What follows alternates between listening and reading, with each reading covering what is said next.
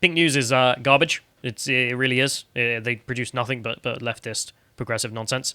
And their CEO decided to go and give an interview about Stonewall. You remember Stonewall, the organization that's being dumped? Yeah, that's collapsing completely, and all of the governmental institutions are pulling out, going, not an efficient use of funds, or something like this. Which is obviously a lie. It's because they decided to insist on trans nonsense. Yeah. The example being that they seem to think that everyone who's gay is trans, which no. And if you disagree, you're an anti-Semite. Which, stunning and brave tactic, just to accuse everyone who disagrees with you of being an anti-Semite, but whatever.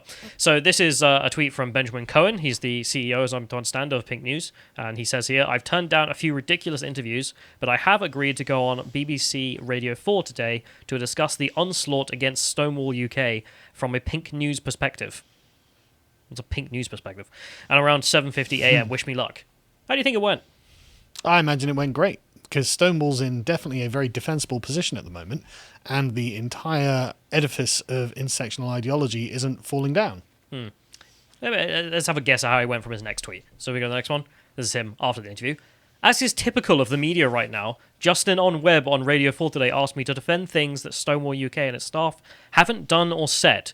It's not as if truth means anything anymore for our discriminatory media in the middle of its attack on LGBT plus people. Right, okay. Yeah, it didn't go well. It really didn't go well. So the interview, if you go to the next link, is a clip from some guy on YouTube. So you can go check it out there in full, in which they have some guy who's, I presume, a liberal conservative type, who's arguing that women should have women spaces because of the fundamental biology of men and women. What a bigot. And then Cohen comes on, and Cohen, I guess, hasn't debated anyone in like 50 years or something. He has no idea what he's doing and just loses it. So let's play the first clip here. Well, firstly, thank you for having me on. It's obviously a delight that during Pride Month and the beginning of Pink News' Pride for All event, which happens today, which is about bringing together the LGBT community, the BBC has instead decided to have a debate with two different gay people talking about trans issues. And it's quite odd to have, I'm a cisgender man, I'm not transgender. Simon is also not transgender. You're not transgender. So once again, it's a debate about trans issues without a single trans voice. Hang on a second. Number one, you don't know anything about me. Number two, I asked you a question. Would you answer it? Sure, but I've made a statement. Is this a debate about trans issues with no trans voice? Yeah, you've made your statement. Now, could you answer the question? You made the statement, which is that the provisions around who gets access to single-sex spaces has changed. That hasn't changed. The Equality Act was passed in 2010. There's been no changes to that. Yeah, no, what I'm suggesting, hang on, what I'm suggesting is that Stonewall would like to change it, and a lot of women are worried about that. Sorry, you just claimed that, but that's not actually true. So Stonewall supports self-ID, which is about simply about paperwork. So you've been able to self-ID for practical purposes for the Equality Act since 2010. Yes, but not, for instance, to go to a safe space for women, like a women's refuge. Those are protected. Hang on a second. Those are protected, aren't they? Yeah, Tell me if I've got this wrong. To be protected. Yes, and they continue to be protected. And does Stonewall answer me a question, Justin? Has Stonewall said that those spaces should be open to trans people? I don't believe they have. He's lying. Yeah, they obviously have. Like on their website, they've advocated for getting rid of women's only spaces. I mean, that's their default position. If trans women aren't allowed into women's spaces, then trans women aren't women by admission, and they can't have that. But I also love how Cohen there is just completely losing it. Like you can tell he's got no real defensible position, so he's reduced to just saying falsehoods and saying that you're saying falsehoods, which is not true, as this user shows. If you just go to Stonewall's website, if you can scroll down a little bit, like they have it on their website, in which they say in August 2015, Stonewall's submission to the Women and Equality Select Committee says that MPs should amend the Equality Act to, quote, remove exemptions such as access to single-sex spaces. So Cohen's just a liar. Not just are they doing this, they've been doing this for over half a decade now. Like they've been telling the government to get rid of this since 2015. So yeah, just complete bull. And it got worse, so he decided in response to looking like a moron that everyone who criticizes him should be criminalized. Let's go for the next clip. Is it the case, or is it not the case, that Stonewall is campaigning for those safe spaces not to be women only? They aren't campaigning for that. That's just misinformation being spread by a homophobic and transphobic media, I'm afraid. And when the boss of Stonewall compares people who believe in the immutability of sex, of biological sex, with anti-Semites? What are we to make of that? Well, that was an interview with the BBC, and you're quoting something that she didn't actually say. But of course, that doesn't matter because, of course, that's a good headline. What she did was she described different forms of hate speech. She described gender-critical views, which is the polite way of saying transphobia, anti-Semitism. No, it's not. It's not. Hang on a second. Gender-critical feminism is not a polite way of saying transphobia. You know that, and I know. No, that's what he really thinks. Yeah, and he really thinks that you're breaking the law because we have hate speech laws on the books, and if you violate any of the characteristics of the Equality Act 2010, you go to prison. Also to mention this is another user who pointed out that I don't know how Cohen can be confused about Stonewall's position on this idea of trans women being in women's spaces, because his own outlet has been promoting this sort of thing as well. Yeah, so of course. It's complete nonsense that he's obviously just a liar in this case. I can't think of any other solution because, well, your own outlet pushes this stuff. It's on their website. They've been doing it since 2015. It's a core part of intersectional ideology. Yeah. There is no other real conversation about this sort of question of whether trans women are women if you are to allow the exemption, because that's an admission that's not. You can't do that. But they all know basically they've completely messed up. One thing I want to know is, like, he mentioned there were no trans speakers in this debate. Radio 4 reached out to Stonewall and said, "Do you have anyone?" Stonewall sent no one. They didn't. It's not just like they didn't send a trans person; they sent no one at all. Because they're in a bunker mentality now, being like, right, we screw up every interview we do. Shut up for a bit. And this guy went on instead, and again, just as bad. So I don't know why they're trying to blame them for not having trans people on. All the people at Stonewall apparently are too busy cowering. So if we go to the final clip, this is just him admitting that the Equality Act 2010 is trash. That she compared it to anti-Semitism, but actually the quote on the BBC wasn't what you just quoted. Whether it's hang on a second. She said whether it's anti-Semitic beliefs, gender-critical beliefs, beliefs about disability, we have legal systems that are in place for people who are harmed by that. In other words, comparing. Is that true? Sir, is that true? They are all protected by the Equality Act. No, I am someone who's a member of the LGBT plus community. I am Jewish, and I'm also someone who has a disability. That's the point, isn't it? If you discriminate against me on any of those bases, it's the same. It's as bad as each other. No, it's not about discrimination. It's about speech. I'm asking you the question. If you discriminate against me because I'm Jewish or because I'm gay, which is worse? Can you define which is worse? Justin? Sorry, it's just such a silly interview.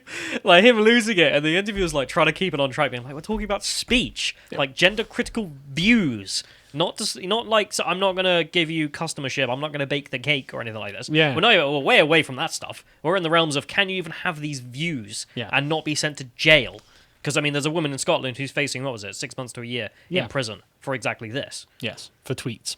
And, what was it, the putting up of the suffragette ribbon. Yeah, because it's a noose. God, like, it's not about discrimination, it's about speech. But even if it was about discrimination, if you want a solution to that question, Cohen, it would actually be... Well, the liberal one is that, well, you didn't get to choose either of them. But the progressive one, of course, is that there's a progressive stack. Ooh. And the Jewish part of you is valued less than your homosexual part. Therefore, it would be worse to discriminate on the basis of you being homosexual, according to the progressives, not the liberals. I can see why Benjamin's asking this, because it's not like Jews or homosexuals are actually very highly valued by the left these days. I've seen much chatter. Homosexuals have been kind of dropped. They're white homosexuals are essentially straight white men these days. And, of course... You don't really want to know what the left's opinion on Jews is. So, it's a valid question from Benjamin's perspective, actually. But if he was talking to a progressive, if he's talking to a liberal like the interviewer there... Yeah, he's like, well, it's all bad for exactly the same reasons and exactly the same amount. And also, they're not even talking about that at all. No. That's Cohen bringing it up. Like, the interviewer there is like talking about views, talking about speech. But they can't argue in that realm because they know how bad they look. They want to criminalise literally everyone in the opposition. Yeah. You're not dealing with someone who can be reasoned with in a liberal democracy. If they're just saying anyone who disagrees, jail. Yeah. I love his appeal to in Pride Month as well. When else should we talk about it? Sacred month of Pride. Yeah, exactly. Mashallah, I realise it's Ramadan for you guys at Pink News, but like it's for us atheists, we don't care about that, just like we don't care about Ramadan. Sorry. Yeah. Also, turns out this guy is kind of a loon. So this is a tweet in which someone's posting a Guardian headline: Stonewall risks all it has fought for in accusing those who disagree with it of hate speech. True. Yeah. If you start calling everyone who disagrees with you an anti-Semite, not really going to do great for your movement. But he responded to this, so this is his response underneath here, in which he quotes that Stonewall's characterized this as a series of bad faith attacks by right-wing media and the political establishment. They have, and it's not. It's everyone, actually, who are just like, no, you guys are nuts. And his response is The Guardian the right-wing media or the establishment or both? Like, right, okay. So I love how The Guardian's right-wing now. It's fantastic. So let's talk about Pride for a minute as all this is going on, because Pride is a joke. Pride is a big old joke. And you could demonstrate this better than the Canadian government. Canadian government here, free to be me, verified account, connected with the Canadian government. 1 month isn't enough to celebrate Pride in Canada. Hashtag Pride season takes place from June to September with local events across the country celebrating the resilience and spirit of LGBTQ2 people in Canada. Right, so everyone's like, right, okay, we're going to have a month to celebrate gays. And Canada's like, that's not gay enough. We need a Pride season, and then Pride year, Pride decade. Like, where does it stop? Yeah, why ever stop? Why not just have everything in Canada in rainbow colours? You can see how they're using the racial pride colours there as well. The black and brown stripe to represent sexually identifying as black and brown. With the trans white pink stripe in the middle. Yep. Yeah. Very progressive. But, boo boy. So the account there is Government of Canada Action on Sexual Orientation and Gender Identity Expression Issues. So that is a government account. They link to a government website. So progressives in Canada. Enjoy that. So we go to the next one. This is Britain, who's not doing much better. So you can see Calvin Robinson posting here. And the rainbow flag seems to have evolved. Subscribers to Identity Politics used to claim that it was inclusive of minority sectionalities. Now it covers race and gender too. Isn't it easier to just say, quote, we welcome all except straight white males? Which is indeed the allegation. So this is the racial pride flag with the well, I presume we're just going to shorthand it as trans colours and then black and brown stripes been adding on. And you can see how it's slowly getting rid of the original. So I gotta wonder like what percentage is going to be gone by 2050. It does look something like a conquest to me, I've got to say. Yeah. Also, I'm right with him in which, companies, if you just posted F straight white males on every month, it'd be more honest. It'd be less cringe. So the police have gotten into using this, of course. So this is Met LGBT plus advisors. Oh, God. Verified check mark, working with the British police.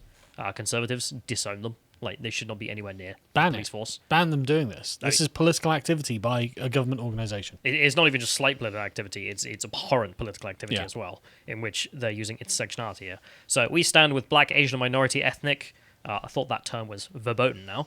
Thought we were using Yukmagumers, you racists. Hashtag LGBT plus people and queer people of colour in the fight against racism. For Pride Month. I don't know what. Okay. We are part of the LGBT Police UK hashtag intersectionality working group to amplify their voices within the Met Police UK and across the communities. Hashtag Pride Month. Hashtag Police with Pride. And then the racial pride flag, which just everything about it is awful. Like, you should not be engaging in this. You guys should be nowhere near the police force who are meant to be impartial. Yeah, I mean, I hate to tell you this, but actually the police have to protect racists as well. They're also people, and therefore have human rights. Yeah, and they pay their taxes, and you're obligated to do it, whether you like it or not. That's your job. Well, I suppose not. I guess according to British law. Well, I mean, yeah. We just criminalise them. That'll be one thing. Well, they are criminalised practically now. But the police are not the only organisation using this. Google have decided to do this, and what's funny is they used to use the normal pride flag of, rainbows that had nothing to do with, race, and instead was about sexuality. And now you've got the racial pride flag there at Google. They've dumped the old one. Fantastic. And they're not the only ones. If you go to the next one here, this should be the political parties. And one of the things to note is every major political party in Britain decided to use the racial pride flag this year, except the Conservatives. They were the only ones to just use normal collectivism on the basis of being gay, because I'm conservative. The traditional conservative pride flag. Which is the phrase conservative pride flag. Just for any conservatives listening who might happen to be thinking, oh, man, is this normal? Do we have a conservative pride flag? The answer is no. You can't have a conservative pride flag. You have individualism there. There are gay people. They are people, and that's it. They are not some collective to be used in political means. Because what you're doing is conscripting them into your political movement. that you don't understand and shouldn't really support because it's communist fundamentally at the end of the day, and you shouldn't be communist. Don't know why I have to say that, but anyway, let's move on. Well, it's a Conservative Party, so obviously Italian. Also, the SNP noose there, which communism bad, Conservatives. Just remember that. Yeah, the Greens have tried to explain this weirdo move because apparently they're the ones who have pushed this into political theatre, and now have got it adopted by everybody except the Conservatives. But there's always next year. So they say here, LGBTIQA plus. I mean, why stop? It is important that we as a community acknowledge the contributions of trans and queer people of colour. Love the Americanism there. Yeah. Why not just spell it without the U, I guess. The new pride flag. Something wrong with the old one. Who invented this? Visibly centers trans BBI POC. What? I don't know what BBI POC means. I'm sure it means black, brown, indigenous people of colour. Why are black and brown separate? I don't know. I never really got that. Like, why not just say brown? Like, black people aren't actually black. Like, they're not the colour of black holes. Yeah. They have brown skin. But whatever. I just want to know where are these coming from? Like, is there some sort of progressive 4chan that produces these? I think 4chan actually did produce a few of these as a joke, and then they get adopted, so presumably that's how the pipeline works. I guess so. 4chan to 4chan Party. to SJW pipeline. I mean, it worked with a few other things. Anyway. That's true. And also, as people have noted, this race pride flag conveniently turns into a swastika. So, if you put it on its side, which kind of makes me think that, it probably was from 4chan. Yeah. I imagine they did just meme them into doing this, and so feel some pride in that pride flag there, folks. Boy, thanks, Labour. Anyway, so we go to the next one as well. This is some good news. So the UK government accounts, who shouldn't be engaging in any of this, two of them, the Cabinet Office and Her Majesty's Covering and Restrooms, in the tweet below. Revenue and Customs, but Revenue and Customs. Yeah. They used to use the racial pride flag on the start of Pride, and they've now changed them back.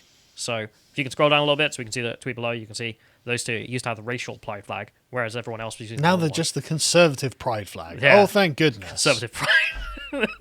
God, it really is. Like in 50 years' time, well, no, I'm not for transgenderism for babies. I'm just for transgenderism for toddlers. I'm a conservative. But I mean, at least there's a small move back there. Someone at least recognised that this was wrong. Now recognise that the rest of it is wrong, because you shouldn't be collectivising gays. It's not a normal thing to do at all under any circumstances. We, the government, own the gays. Yeah. Anyway, so racial pride is apparently cancelled, according to the government. But this isn't the weirdest thing. The Nickelodeon decided to outdo everyone this Pride and produce this song, which I think people should go and watch. We're not going to play it because of copyright and whatnot. But this is the Meaning of Pride featuring drag queen Nina West. And it's aimed at kids. Why kids? Something I have to wonder. Not just with this song, but leftists in general. Oh, yeah, well, Why exactly kids? why. Why have you always got to advertise as kids? Why can't you advertise to adults? Because they don't buy you.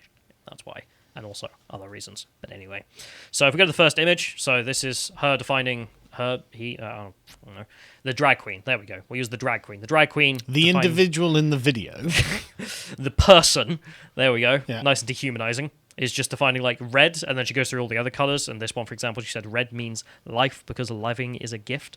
And it's like, okay, so all the colors of the normal pride flag are just random things that they've picked up. But then, of course, the other ones are to be explained because they have to be explained because no one knows what the hell you're talking about. So the next image here is the person talking about the transgender parts, I guess, the pink, blue, and white, and says, pink, white, and blue represent transgender people because every letter in LGBTQ is equal.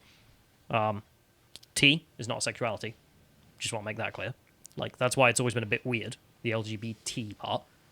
Like, T isn't a sexuality. This is no, the not even problem. slightly. And it's weird that it's been tacked on, but then neither's being black and brown. So, but that's fundamentally one of the problems here. Like the pride flag representing, sexualities, regardless of race, that would work. But then you add T on it, it's like, right, okay, then we add the transgender part. And this is what has led to the adding of the racial part, which is the next image, which is the person explaining with a BLM fist on screen, again, aimed at kids. I'm BLM sexual. Yeah, I'm BLM sexual.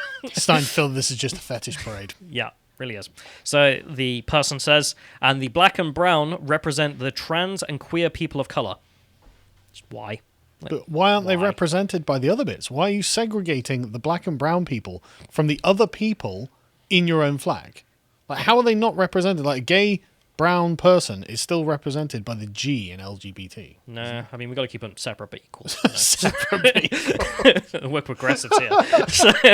Because that's what they've done. I mean, you've got like the non-black and brown gays who get the rest of the pride flag. And then the black and brown gays, we'll give them a separate space. No, A Callum. couple of colours. It's all right, because their part of the flag will be 3/5 of it.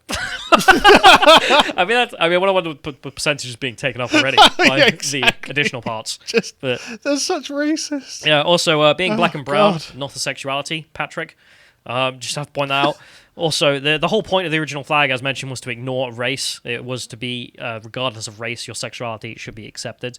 And also, the if you hammer black and browns, I mean, I gotta say, the term black and brown just sounds really racist to me. Yes. Like black and browns. I mean, Just, the blacks and the browns. it sounds like a progressive slur. Yes. Anyway, but also, But the fact that they are literally not allowing them to be included along with all of the other races in the other sexual categories really implies that actually this is about segregation. yeah, they are to be separate but equal. A progressive standpoint. But also, if you're allowing black and brown people here on the basis that they're black and brown to have their own separate but equal section, why not make a separate but equal section for everything else on planet Earth? Yeah. Which, they've been doing. So, Pink News, again, going back to Pink News here, if we go to the next link, this is them doing exactly that. They've decided to redesign the pride flag to better represent intersex people. But notice how it's creeping along. We're nearly at 3/5 of it covered. It's getting there. We're going to be there by 2030. It's all going to be gone. That's a promise. We'll be LGBT zero by 2030. that's the pledge from the progressives at Pink News. Oh, boy. So the circle represents intersex people, does it? Presumably.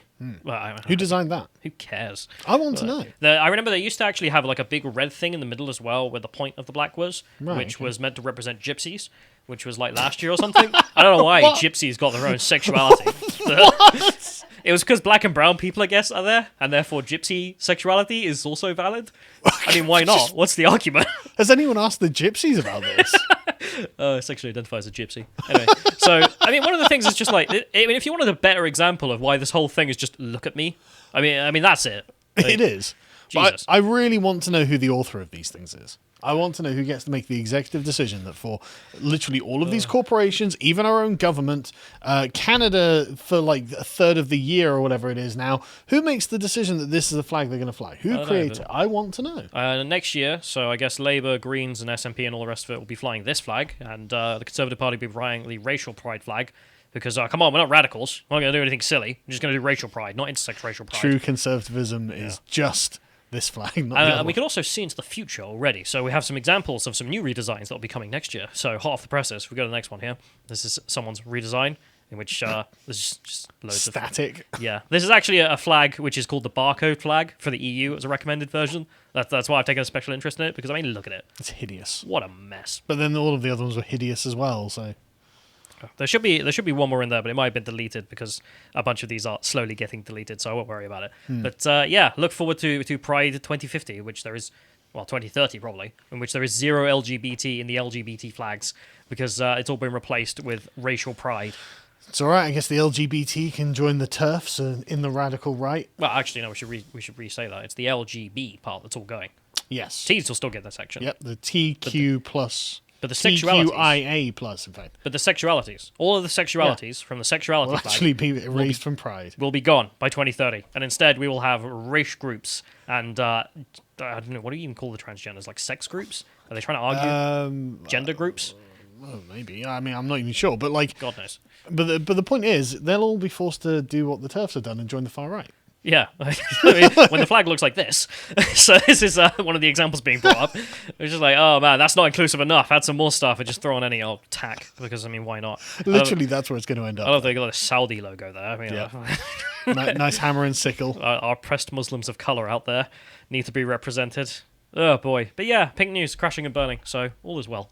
If you enjoyed this segment from the podcast of the Lotus Eaters, you can watch the full broadcast live every weekday at 1 p.m. UK time on lotuseaters.com.